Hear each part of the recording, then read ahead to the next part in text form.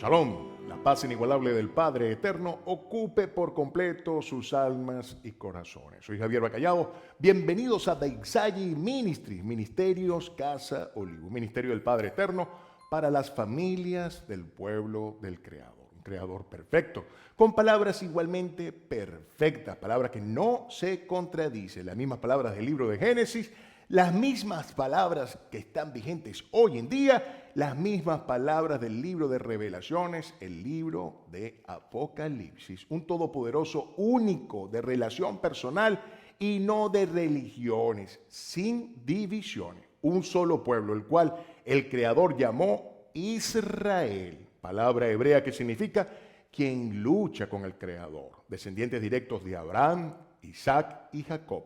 Y todos los extranjeros que le reconocieran como el único todopoderoso y siguieran sus instrucciones, como quedó registrado en el libro de Éxodo capítulo 12, versículo 49. Un pueblo santo apartado para su propósito en su protección y resguardo al seguir cada una de sus instrucciones, con bendiciones por todas las generaciones por la obediencia, como quedaría registrado en el libro de Éxodo capítulo 20, versículo 6.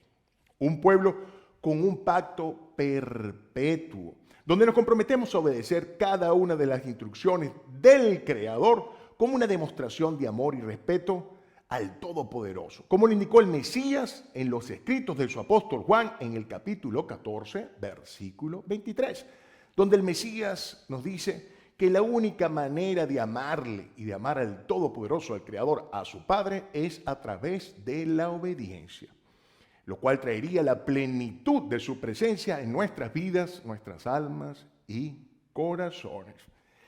Instrucciones que establecen cómo relacionarnos con el Todopoderoso y con toda su creación. Como en toda relación de amor, nos obsequió un anillo hermosísimo de compromiso, el Shabbat, su santo día de reposo, señal del pacto donde le reconocemos su soberanía en nuestras vidas y nos comprometemos a ser fieles a sus instrucciones, como quedaría registrado en el libro de Éxodo, capítulo 31, versículo 13. El profeta Isaías en el capítulo 56 nos indica que al guardar el día de reposo, el Shabbat y no otro, nos otorgaría el Creador un nombre mejor que el de hijos e hijas, nombres perpetuos que jamás perecerán. Con este entendimiento de que somos parte de un pueblo y no de una religión, que somos parte de ese pueblo con los descendientes directos de Abraham, Isaac y Jacob, que tenemos una relación personal con el Creador, con el Todopoderoso, que no somos parte de cultos, sectas, religiones, todas ellas inventadas por el hombre, pues no están referidas en ninguna parte de las Santas Escrituras. Ahora sí podemos disfrutar la plenitud de este hermoso libro, de cada relato, de cada palabra, de cada promesa del Creador. Todas ellas registradas en este compendio hermosísimo de sus Santas Escrituras, en este libro precioso, el cual recibe en griego el nombre de Biblia y en hebreo recibe el nombre de Torah. Instrucciones del Creador para transitar con seguridad en este mundo con destino a su encuentro. Estamos disfrutando del cuarto libro de nuestras Biblias, el libro de Números, nombre que hace referencia a cómo el Creador ordena contar y organizar a todo su pueblo, según las responsabilidades y propósitos que el Creador le asignaría para el tránsito por el desierto, a la tierra prometida. En hebreo, Bemidbar, nombre que significa en el desierto, Bemidbar. La porción de estudio, la Parashat Pinhas. ¿Quién es este personaje? Es el nieto de Aarón, es el hijo de Eleazar, es ese muchacho joven que sería un estandarte en el pueblo del Creador. Tendría una relación así como de nieto, sobrino. ¿Sería así Pinhas de Moisés? Sí. Vamos a ubicarnos primero en el tiempo y vamos a repasar donde nos quedamos en la porción pasada, en la porción de estudio anterior. Nos quedamos con la historia de Balac, ese rey de los moabitas, que busca contratar los buenos oficios de Bilam, lo que sería un equivalente a un hechicero, a un brujo, algo así más o menos, ¿no? Donde de alguna manera, atemorizado por las referencias que tiene del pueblo, del Creador, le pide que profese sobre ese pueblo santo apartado por el Creador todo tipo de cosas malas que puedan hacerle daño. Y nos damos cuenta, pues es completamente revelador este precioso espacio de las Santas Escrituras, pues nos deja ver que no hay nada sobre la soberanía del Creador y del Todopoderoso, que no hay nada por encima de su protección. Cuando contrata a este hombre no hace sino que proferir bendiciones, y no en una oportunidad ni en dos, sino en tres oportunidades, demostrando que no es un hecho de casualidad, de coincidencia, sino de absoluta conciencia de que es el pueblo del Creador y que sobre el pueblo del Creador y cada uno de sus miembros no hay mal alguno que pueda sobrevenirle. Como dice esta persona cuando este rey moabita le insiste en que profese una maldición sobre el pueblo del Creador, le dice que no hay dinero ni recurso alguno que pueda hacer que él pueda propiciarle una palabra mala al pueblo del Creador, el cual el Creador sostiene y protege. El capítulo 23, versículo 23 de este hermosísimo libro de Bamidbar de Números nos muestra una revelación hermosísima. Y de alguna manera hago un ejercicio para recordarlo. Ese 23, capítulo 23, versículo 23, el cual no deben olvidar. Pues reseña que ninguna magia, no hay poder por encima del Todopoderoso. Dice, no hay poder alguno sobre el pueblo del Creador. No hay magia, no existe nada que pueda afectar el pueblo del Creador. Qué emoción esta revelación hermosísima para darnos cuenta que por encima del Creador no hay absolutamente nada. Que el Creador, en este precioso estudio que tuvimos anteriormente, nos muestra cómo esta persona, que era una persona prestigiosa en estos oficios de la magia, de la hechicería, la brujería, la más prestigiosa que existía en esos tiempos, no pudo proferir ninguna palabra mala contra el pueblo del Creador.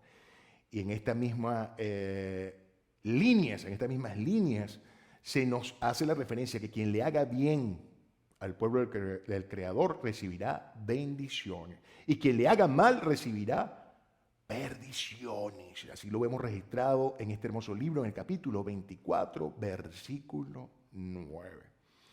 Concluyendo este espacio con un episodio de insistencia de este rey Balac sobre este hechicero Bilam, donde finalmente desiste, porque cada vez que insistía sobre esta persona ofreciéndole cualquier cantidad de cosas para que profiriera, le hiciera algún mal, algún tipo de hechizo al pueblo del Creador, se da cuenta que en cada intento lo que hace es hacer una bendición, una más hermosa que otra, y son parte de las más hermosas bendiciones que podemos disfrutar sobre el pueblo del Creador en las Santas Escrituras. Este hechicero concluye diciéndole que ni que le diera todo su reino, él pudiera hacer algo en contra del pueblo del Creador. Qué hermoso. Aquí vemos claramente que la única manera de apartarnos nosotros de la gracia y las bendiciones del Creador es cuando el pueblo se aparta de su dirección y de su cuidado. Porque apartarse del cuidado, de la dirección, de las instrucciones del Creador, es apartarse de su custodia.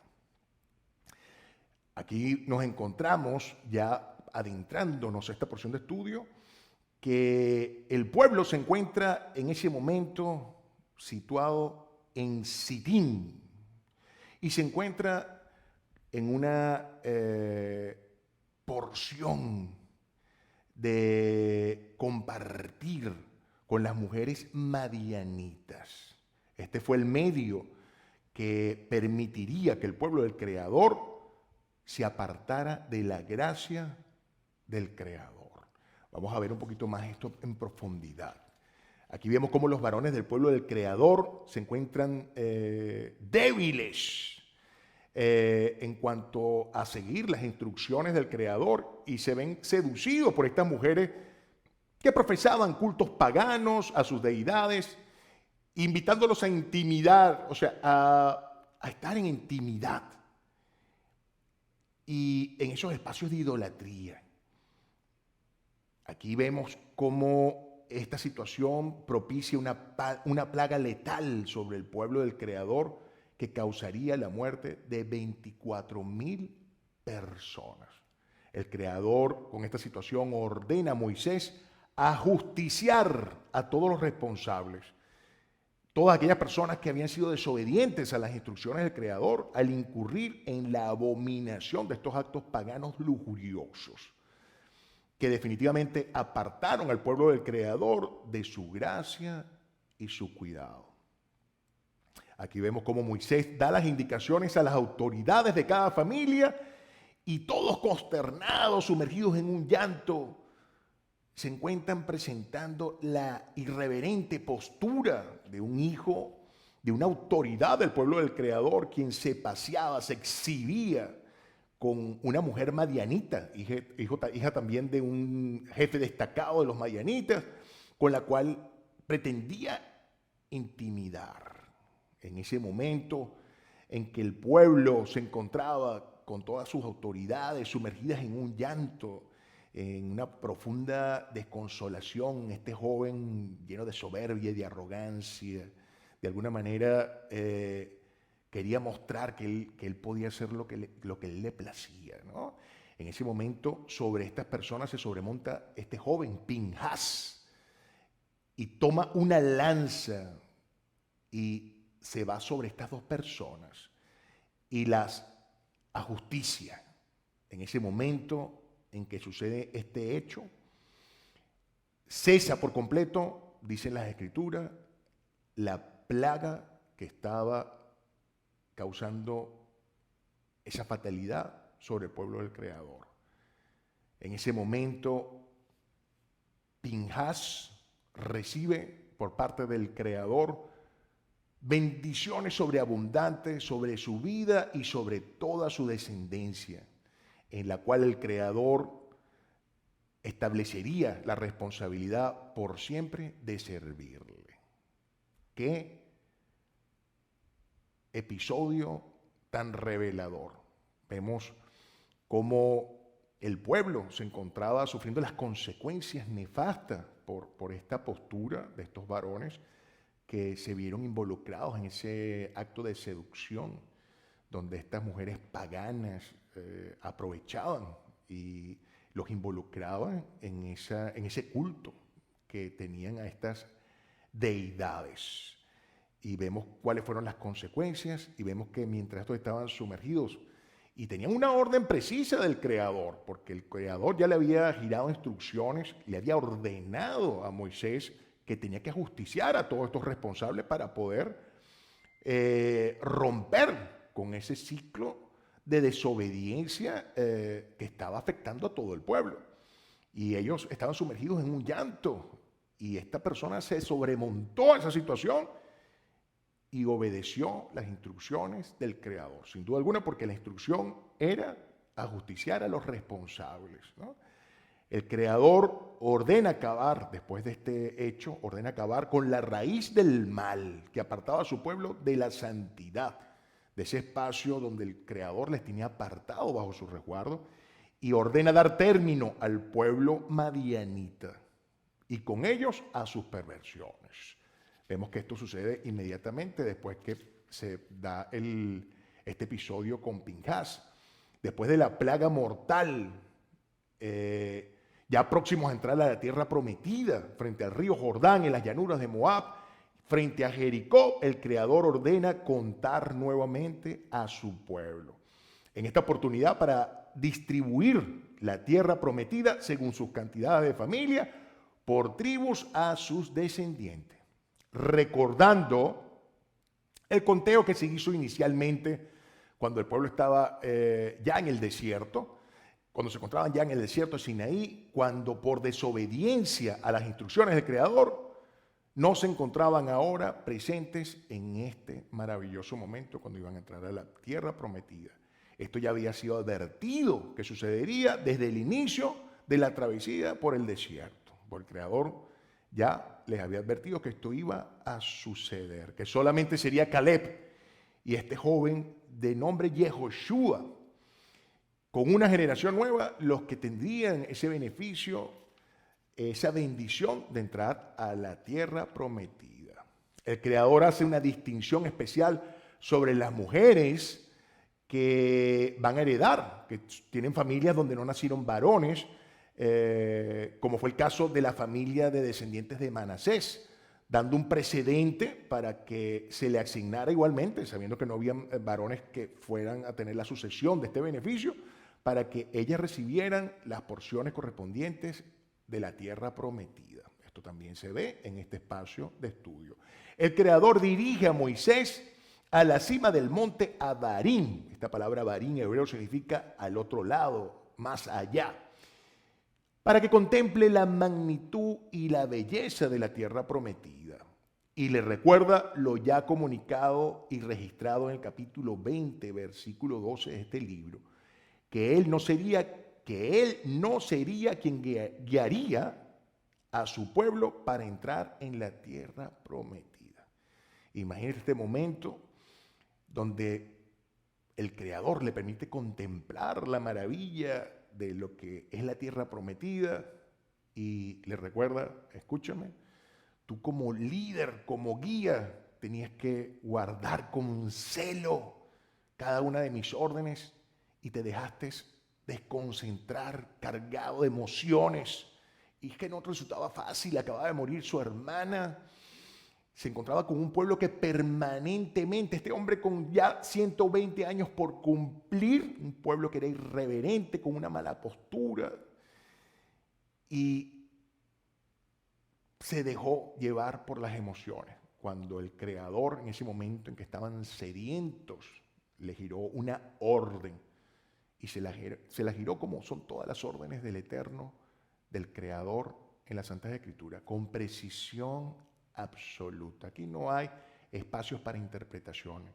El Creador reitera de maneras increíbles, detalladas, cada una de sus instrucciones, como en este caso fue: congrega al pueblo, levanta la vara, ordena a la roca que dé agua, donde se iba a manifestar la presencia gloriosa del Creador, porque ni siquiera, como en otras oportunidades, tenía que golpear la roca, sino que solamente con hablarle cualquier corazón se abre completamente a la palabra del Creador.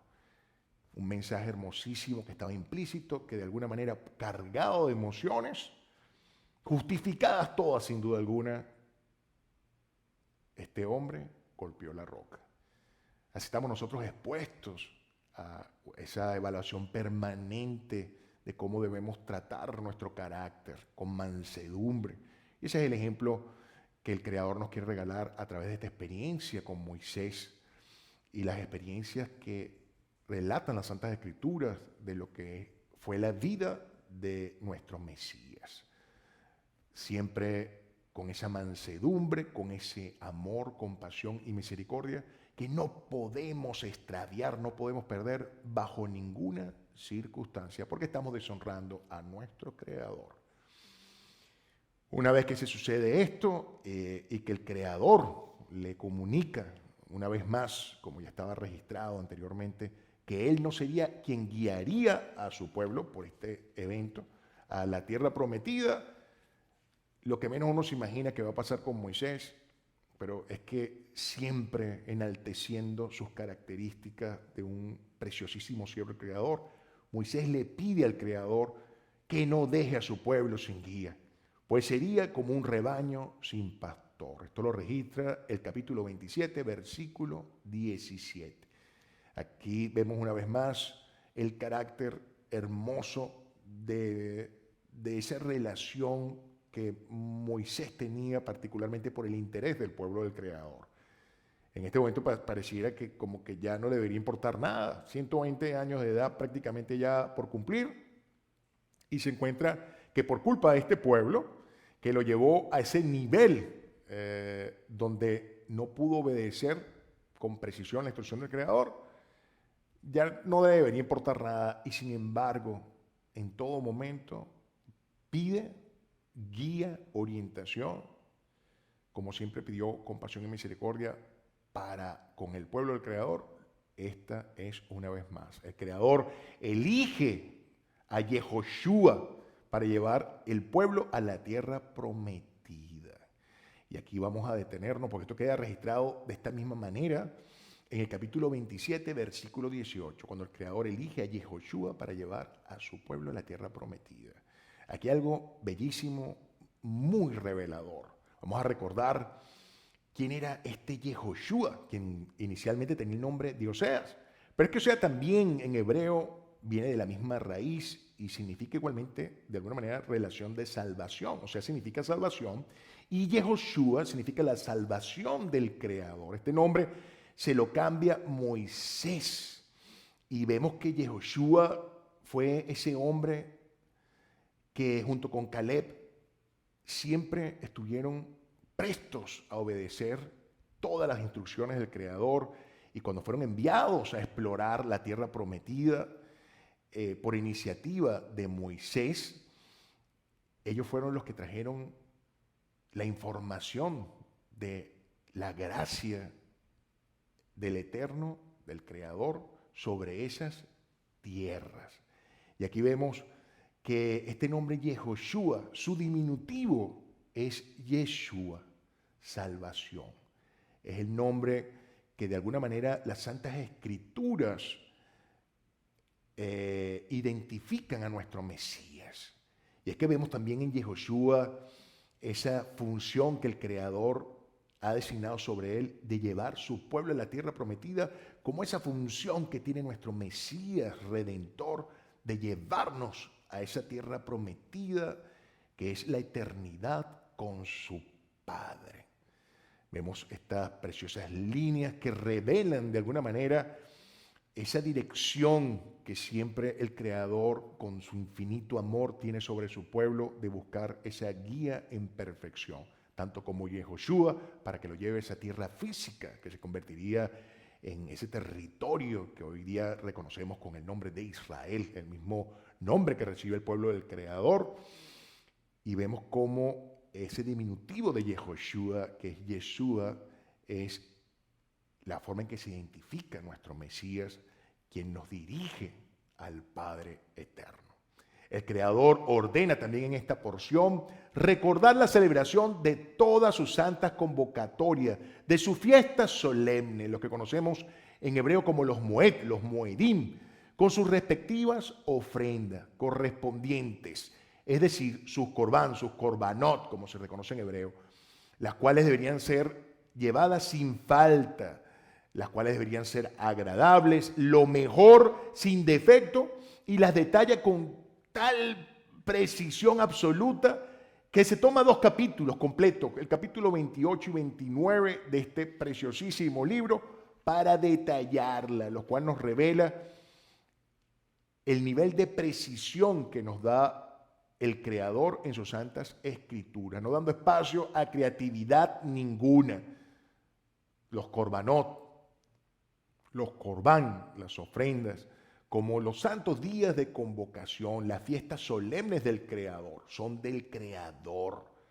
Todas son en sus tiempos y con sus condiciones y en sus determinaciones. Aquí vemos cómo cada corbán, cada ofrenda tiene sus detalles, la forma de presentarlos, el momento preciso, tanto en los días como en la semana, en los meses, en los años, tiempos determinados para cada una de ellas y para cada una de sus santas convocatorias. Tenemos como ejemplo esa convocatoria hermosísima que nos permite disfrutar de celebrarlo y de festejarlo, como lo es el Shabbat, el 7º día de cada semana, su santo día de reposo, no el que la humanidad quiera decidir que es sino el que el Creador ha decidido que es desde el principio de la creación. Vemos también aquí la reseña de Pesach, lo que conocemos como Pascua, que es la celebración de la salida del cautiverio de ese imperio Egipto del pueblo del Creador, la salida del pueblo del Creador de la esclavitud que vivió en Egipto. Vemos también la celebración y las ofrendas de Hag Matzot, que es lo que se conoce como panes sin levadura. Vemos también la de Yom HaBikurim, que es la conocida como los primeros frutos. Vemos también aquí la referencia de las ofrendas y la celebración del Yom Teruah, que es el día del toque de las trompetas. Y vemos igualmente entre estas la celebración y las ofrendas para Yom Kippur, el día de la expiación, el día de perdón. De tal manera que el Creador tiene establecida cada una de sus fiestas, no las que nosotros queramos hacer. Nosotros podemos vivir permanentemente celebrando al Señor y sin duda alguna eso es un motivo de gozo, pero no podemos montarnos sobre las santas convocatorias que son destinadas con un propósito para celebrar, y eso es por ordenanza, además, todos estos tiempos de convocación del pueblo del Creador. Esto no es de una religión, no es de una secta, no es de un culto. Son celebraciones y ofrendas destinadas por el Creador en sus santas escrituras en ordenanza. Y si queda alguna duda, vemos cómo concluye este capítulo en el capítulo 30, versículo 1, cuando dice, el Creador ha ordenado. O sea, más claro, imposible. Y así cierra este hermoso espacio de estudio, con una invitación hermosísima que siempre nos hace el Creador a través del disfrute de cada una de sus porciones, que es aguardar obediencia sobre este mapa, sobre esa constitución del pueblo del Creador, que no pretende otra cosa, sino que salvaguardarnos en un GPS espiritual, esa guía, esa perfecta guía, ese mapa que nos permite transitar de forma segura por este espacio transitorio llamado vida, sin hacernos daño a nosotros y sin hacerle daño a nadie. La invitación es a hacernos a la palabra del Creador con completa obediencia y con ese celo tan particular, tan ejemplar que tuvo este muchacho de nombre Pinhas, con compasión, amor y misericordia, sin duda alguna, porque eso nos demanda el Creador en todo momento. Que la paz inigualable del Padre Eterno ocupe por completo sus almas